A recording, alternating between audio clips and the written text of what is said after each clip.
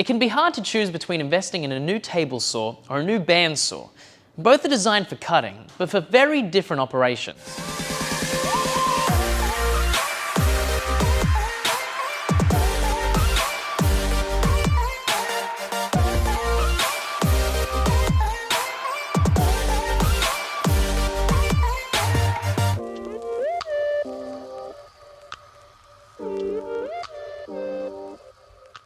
The workshop footprint and potentially the price of the bandsaw is attractive, but it's important to also consider the projects you want to do in 12 months to help ensure that you invest in the right machine.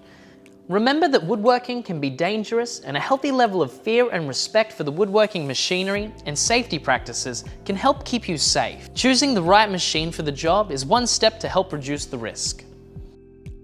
A table saw is designed primarily for cutting thinner boards in very straight lines, along or across the grain. Most 250mm or 10-inch table saws have a maximum cutting depth of around 75mm. They are made up of a circular saw blade mounted on an R-bar and powered by an electric motor. Adjustment handles allow you to set the height and tilting angle of the blade, and a locking fence is used to set a fixed distance from the blade. This would be a rip cut. A miter gauge or similar attachment is used to perform cross-grain cutting at various angles. This is referred to as a cross-cut. Various jigs and accessories can be added to expand these uses or increase accuracy. Specialty blades can sometimes be used to cut dados or wide slots in a single pass. Table saws usually offer larger tabletops than bandsaws, allowing larger materials to feed through the blade. They are very accurate when set up correctly, but are limited by the height of the blade above the table, their cut depth capacity, and their maximum rip capacity.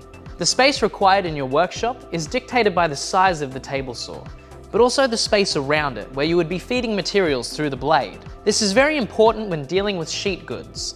The danger from a poorly set up table saw is obvious. A spinning blade and contact with any body part never ends well. But it is also important to remain aware of your workpiece or offcut being forced back towards you if not properly controlled. This is referred to as kickback. The smaller, more upright bandsaw takes up a much smaller footprint in your workshop, although you still need to account for infeed and outfeed, but generally with narrower workpieces. Bandsaws are generally regarded as safer than a table saw, but a moving blade on any machine must be taken seriously. Bandsaws generate noise while cutting, but can almost be silent between their cuts. Their blade can be just as dangerous as a spinning table saw blade, but with less chance of kickback. Bandsaw blades are a continuous loop of sharp-toothed material stretched tightly between two rotating wheels. The bandsaw's much larger cutting depth and their ability to cut curves in irregular shapes, tapers, and fairly good straight lines make them one of the most popular and versatile machines in the workshop today. A bandsaw is generally used on larger stock, for bringing the dimensions of the timber down into usable board widths and thicknesses. They are measured by their cut depth capacity and their ripping capacity from the blade to the upright column. Compared to a table saw, the thinner bandsaw blade makes for a less accurate cut, with a cut surface that needs cleaning later on either a table saw, thicknesser, or jointer. So which one do you buy? Many workshops include both machines as they offer different features. But which one do you buy first? Well, that all comes down to which one suits your current and short-term future needs the best. If space is a consideration and you're planning on working on a curved project, then the bandsaw should be considered. But if you have the space and are wanting a clean, straight cut or are working with sheet-type products, then the table saw might be the best option for you.